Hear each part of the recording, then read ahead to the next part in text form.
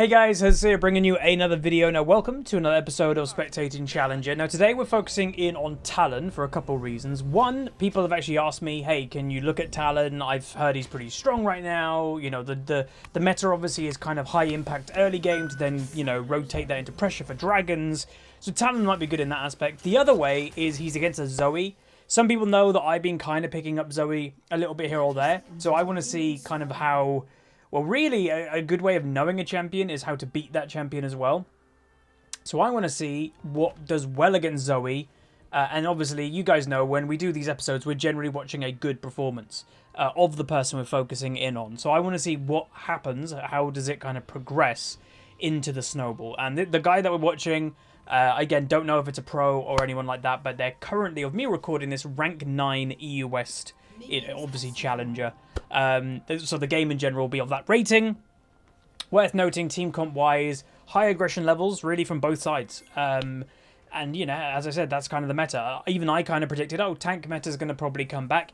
Honestly, I haven't really seen it. I've seen the odd tank here or there, but the vast dominance right now is high aggression, bruisers for top lane, high aggression, damage dealer junglers, and really like hyper aggressive mid laners. So yeah, the tank meta at least hasn't happened yet. We'll also mention, by the way, there is a new champion that will be kind of getting unveiled pretty soon. I can say a couple things because it's public information. I believe his name is Set, S-E-T-T, I think. And he is a punching champion, so kind of like a Vi. It'll be interesting to see how he differs from Vi, in essence, because obviously Vi does a lot of punchy stuff too. But yeah, that champion will be soon, and from what I know, a little things here or there, without going into any things or spoiling NDAs, he's probably a juggernaut of high aggression. So the reason why I'm announcing that, by the way, and saying that is, like I was just saying, the game right now is high aggression, you know, going crazy in the early game. It kind of seems that the new champion might fit into that quite well. But I am looking forward to make content on him because, you know, I haven't been playing a crazy amount of top lane, but I still like playing top lane. It just kind of feels like an island. But I will say, again, does top lane feel as bad as like a lot of people led on? And by the way, I'm okay to talk about other things because right now we're just in early lane phase. They're just farming. Talon doesn't want to get poked down too much. All in, actually, never mind. Double flashes coming in. Ignite's going off. Zoe gets the level 2 proc, and Talon will finish off the kill. Now, I actually want to go back and watch that in slow motion just to see what the hell happens. So we're going to slow it down. We'll go back to the conversation we're having just in a second. So, when I last played Talon, I did not get the combo right to proc. So, W, so that means right now, again, so he did it perfectly. Both W's, then a Q, then an auto attack, I believe. That then procs Talon's passive, which is Blade's End, which is then a wound that you can see up there. He bleeds them 4, so that's 120 plus damage right now, plus his early ignite. So right now, you know, the fight was relatively even, but yeah, they've both got ignite. But Zoe's kind of in a weird way getting double ignited because she's also got the bleed. You can see the red bleed around as well. Like, so that's kind of the difference there, is that the Talon passive activated, and that's why Talon is always known as that level 2 statistically best level. I don't know if it still is true, but he always used to have the title of what champion statistically gets the most first bloods. Meanwhile, Lee Sin coming for a gank. Talia in the area, has to dodge. Oh, lovely knock-up. Oh, brilliant knock-up by Talia. Talon actually maintains good DPS the whole time, though. Weirdly, I will say, the Lee Sin didn't flash. Didn't even... I don't think I saw his Q, so I don't really know what happened there. But really nice play by Talon. Early aggression, double farm, 2 kills, double buff, or just one... Oh, no, double buff. So far, amazing start to the Talon. And this is what we're mentioning. Hyper aggression, early game. You can see in top lane, it's a Riven versus Renekton. Renekton just lost the 1v1 somehow, but it's all about trying to snowball early. So like I was saying just, you know, a few seconds ago, oh, wow. Zoe gets a kill, by the way, on Talia. Then overstay is happening, maybe. Oh, no, Zoe goes down now. Lee Sin's still in the area. Oh, flash comes in by Lee Sin, going too aggressive. Is the LeBlanc going to die? No! Talon will pick up another kill by the, again, hyper aggression from Lee Sin. Then in top lane, Renekton gets another kill. So this is something that I think we've even been noticing more and more recently in these spectating challenges. I think I even said in last episode of Challenger Spectate, pro play Challenger is notorious for not really dying, playing smart, get yourself to mid-late game. Not anymore. It's about crazy aggression and just going nuts. Like right now, the Zoe has 13 farm to Talon's 30 because instead of going back to lane to get, to, like we've said before, what is 100% gold income? Going to lane and farming. But that Zoe didn't do that. The Zoe went back, you know, she died, went back, and she went instantly to try and go get kills, not to go farm. Because, again, everything's about kind of snowballing, and kills usually gives you snowball. But yeah, new champion. He'll be probably out. I don't actually know. I might ask, but obviously I can't say. I'll be able to find out, but I can't tell you guys. If I had to guess, because I do not know, I'd say we'll find out about the champion, like, reveal before Christmas, I'm pretty sure. That would be my guess. But obviously, he might not be a top laner. He might be a jungler. And like I was saying, before all of the craziness happened, top lane I don't think is as bad as a lot of people are letting on. I quit the lane. I'm still going to play it occasionally. I still enjoy playing it. Yeah, I'm seeing a lot of lot of top laners are carrying games right now in the current meta because they are left alone. So whichever one gets ahead is just snowballing that lane. And then a bruiser like a Renekton, a Darius and stuff like that, they can 2v1 if they get really far ahead. So they win the early game. Meanwhile, double gank coming in. Level 3 LeBlanc, by the way, a little bit low. Talon go for an all-in. Will finish the kill really comfortably. And there you go. Nice kill there. Weird roam by LeBlanc. LeBlanc support, by the way, just hit level 4. Yeah, I think top lane's fine because, yeah, Darius, if he wins the early game, he then can 2v1 if the jungler then does decide to go top lane. The same goes for, like, Renekton, Jax, Riven, all of them. They can practically all 2v1 if they snowball their early lane. So I don't actually think top lane is as bad as a lot of people let on. Obviously, there are some community people that love to complain about top lane. That's kind of their whole identity. So I wouldn't take them too seriously because that's their, you know, when your brand identity is complaining, you know what I mean. All right, Talon's going to chase the Lee Sin. Probably, oh, nice sleep. Doubt they should go back for this. Okay, they are going all in. Lee Sin will, okay, great confidence, but Zoe does die. So, Talon does pick up a kill in the 2v1 technically. Maybe the Lee Sin, you could argue, kind of killed the Zoe. That, you know, even I was hesitant of like, oh, is the Lee Sin actually going to go back in on that? If he went back in instantly, maybe his damage would be enough that Talon wouldn't have dealt enough damage to kill the Zoe. But obviously there's a massive difference in mid lane right now. Double farm is Talon. Zoe's 1-4. She's actually having to buy a Seeker's Arm Guard by the looks of first item just to survive. And, yeah. Worth noting that this Zoe on the enemy team chose to go the Electrocute. Again, there is an internal kind of debate within the Zoe community. I wouldn't say I'm part of the Zoe community. I just know someone who's very in the Zoe community. And she says Dark Harvest, if you're a confident Zoe player, is practically the best rune in any situation near enough. Okay, so the Talon's actually getting camped. I don't think that's a good idea by Lee Sin, but they will do a bunch of damage. Lee Sin being very low doesn't go down. Talon will go down, so they are camping him now because I guess Lee Sin's identifying. You can always kill a Talon. That's the weakness of Talon. He's a squishy assassin, so you can kill him if you just land damage on him. And his Zoe's in trouble. Oh, Lee Sin does get it. Chain is hit, though. Ezreal does flash over the wall, which is worth it. Does get up the kill. Nice W combo with the E by the Talia. Will maybe finish off the kill. Will finish off the kill. And they will now continue for the Caitlyn in a second. Probably a dead Caitlyn if I had to guess. And lovely play. So I haven't honestly seen. Meanwhile, Zoe's now coming for the play. Probably going to get herself killed if I'm honest. Yeah, I don't really know what the Zoe's doing. But there we go. This again is Challenger. Weird, but it is true. Dragon is potentially on the table right now, but she would need help doing that. Talia is definitely not a jungler that is known to solo dragons. Renekton will pick himself up a solo kill. And yeah, like, again, we're watching these replays, and I can choose from a bunch of different replays. I specifically chose this one from this Talon because he was against the Zoe, and I wanted to see how that works out and stuff. Lee Sin does go aggressive onto the Talia. Again, the key word today, I don't mean to, you know, have a drinking game. Whenever I say aggressive, you'll be killed by, you know, alcoholic poisoning. But that is the key word of this episode, is aggression. It's insane how aggressive people are playing. Ooh, that was close. Is it coming? Is the bullet coming? Let's see. Maybe not. So sometimes when the Caitlyn ult does attach, but you get the base in time, the bullet can follow you the whole way back to base. Unfortunately, it disconnected, I think, just before the bullet were to happen. Worth noting, top lane is nearly 20 CS up as well.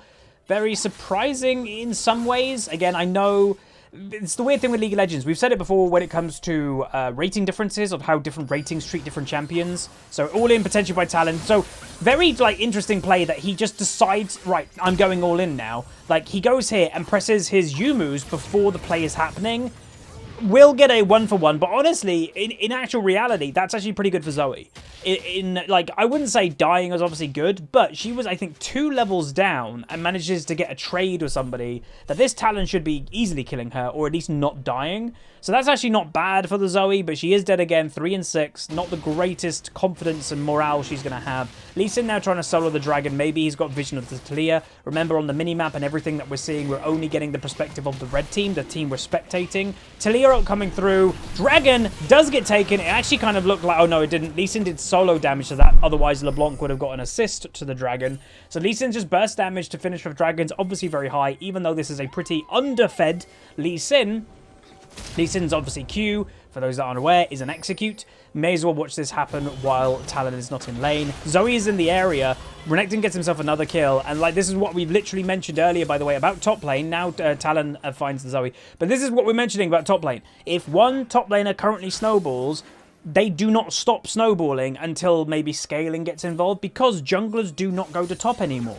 So when you're playing something like Renekton and you beat something early, you're going to continue winning, you're going to continue snowballing, you're going to continue denying farm, because the jungler doesn't want to go top. So that's why top lane, I truly believe, is actually... Whoa, all in coming through. Holy moly, that's a lot of confidence. Under the tower, just completely annihilates the Lee Sin. He even flashes away but dies because the ultimate latched onto him.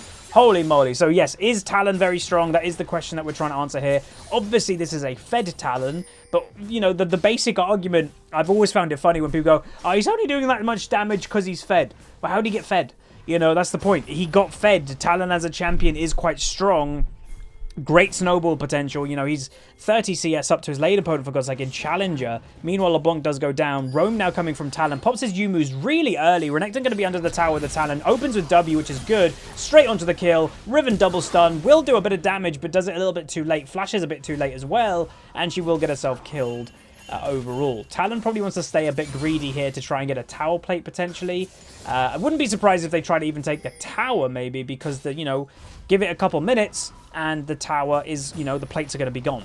Renekton, it did seem, got solo tower gold there, though, which is a bit confusing.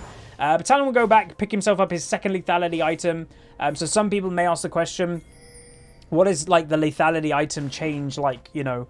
The answer that I honestly don't think they, apart from the Sanguine Blade, the other one, Glaive or whatever it's called, it's being forgotten about practically. Like, I don't think I've seen someone build it in a non-trolly game. Lee Sin getting 1 kill. Lee Sin may be going for 2. Does go for it. Renekton going aggressive. Lee Sin, unfortunately for him, goes... Oh, lovely Q, though. Goes for the wrong one, but then doesn't matter. Lee Sin going to go down most likely. Renekton being slowed by the Lulu, however. Renekton flashes, having none of it. Talon roams up, does get the Lulu in one shot. He's still got ultimate after even killing Lulu. And he will go for the Riven. Doesn't get his ultimate attached, but doesn't matter. He will pick up the kill. So what we're actually watching here is what I like to say is you're watching confidence. And what I mean by that is you're watching this Talon sometimes walk away from a kill before the enemy team dies, because this guy knows they're dead. You know, it's like kind of like the cool guys don't look over explosions type thing. In League, why waste your time trying to finish off the kill if you 100% know they're dead? And obviously, sometimes it can backfire. You've seen instances of it, like, oh, and your Tristana ults the enemy away, thinking it's going to kill them, and it doesn't, and then you just give them the escape. Or a Lee Sin kick. Ha, you're dead! And you just kick them away to safety. So, oh, weird positioning by Zoe. That was actually her real flash use, by the way. Odd that Talon actually goes straight on top of that, takes a buttload of damage. And, by the way, nearly half damage does Talon take to a Zoe that is currently 3 and 6, that doesn't have a single completed item. Zoe does a lot of damage, like she just straight up does. That is part of the reason why I've picked up the champion. Okay, so this Talon does get caught out quite a bit by the OQ. Lovely play by the Zoe, hyper-aggression, even though she's really far behind. Again, nearly kills him. She's 2 levels down, doesn't have a completed item comparing to Talon's 2 completed items, and she nearly killed him. What other mage mid laner could do that? Like, I legit couldn't think of one. Honestly, like Syndra, her damage wouldn't be existent at this stage. Like, none of them would. Like, Ari, Talon would probably just ignore her damage. But anyway, the thingy overstays, does get herself killed. Talon picks himself up and assists. So the Zoe is making mistakes. And yeah, I just thought I saw Moby boots then by Zoe, but she did sell them and then unsell them. So I presume she bought them by mistake and then realized before she did it. So it does pick himself up the mid lane tower, which is lovely. The game itself is obviously a little bit one-sided in some aspects, but the enemy bot lane is not doing bad. Again, I would wager that is because it's an Ezreal. Because I've had some people, I don't want to say the word upset, but it's like, is Ezreal really dead? You know, you say he's your favorite AD carry, which he is, to play, and you say you won't play him anymore? No, I won't. Honestly, the boom, another kill by Renekton.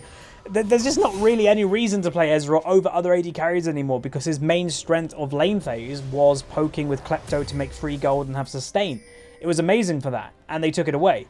So yeah, you run Conqueror on Ezreal now, but it's not the best thing in the world. So I'd say give it if you are a massive Ezreal player, but you're not like, you know, either if you love him, you'll continue playing him no matter what. But if you're like me, that, you know, I'm an occasional AD carry player, I'm just not going to play Ezreal right now. There are just other things that I can play with easier to pull off because of the strength level that Ezreal's currently at. So wouldn't be surprised if Lee Sin, like I was saying, it wouldn't be surprised if Lee Sin was soloing Dragon. The one disadvantage I would say right now of a non-bruiser AD, you know, kind of jungler is dragon pressure. So if it's a Talia jungle, Karthus jungle, whatever, they're not the best dragon takers solo, where pretty much, because if you do remember, they made dragons weaker to take now in this season. So any AD jungler can solo a dragon probably by level 5. Some of them can do it, a lot of them can do it at level 4. Some of them can do it at level 3, like Warwick or Udyr. So yeah, and just like something like a Talia, like I'm sure eventually they can solo a dragon, but Lee Sin can just do it with so ease. Talon going for an all-in, knows that it will, oh my god. Wow. I was going to say, you know, the ultimate's going to finish her off. The ultimate didn't even, like, do the second part to it. She just died. That's a lot of damage. This Talon is playing very clean. He knows what to do. He's diving multiple times under towers, which is quite risky, but he's pulling it off really clean. And, you know, it's like it's one motion. He's not stopping, you know? He goes over the wall, he jumps on somebody, he does damage, and it's like he doesn't stop to do any auto attacks. They're dead, and then he just continues walking through. Really cool to watch, if I'm honest. Really cool to watch. And people may say, you know, in these episodes, you either watch champions you're interested in, or etc. Am I looking to pick up Talon? Maybe, yeah. I've told you guys several times in this episode, what is the meta right now in League of Legends? Hyper-aggression snowballing. Talon is the king of that. Again, the meme of Talon on people's Twitch chats, I think it was a big thing in Dyrus's chat at one stage, was, do you know Talon gets the most first bloods in the game and stuff like that? Legit, it was a meme, but it was also true. It was a statistic. He got the most first bloods at level 2. He just snowballs so well, and, you know, not just that, you know, he snowballs well, he roams, that's part of his kit. His natural kit wants you to roam. He is going really all in. Lee Sin, by the way, even though this Lee Sin's kind of weak, he's actually doing a lot of damage. Lee Sin always does kind of a decent amount of damage at this stage of the game, and he will go down. So boom, he actually did buy an Umbral Glaive.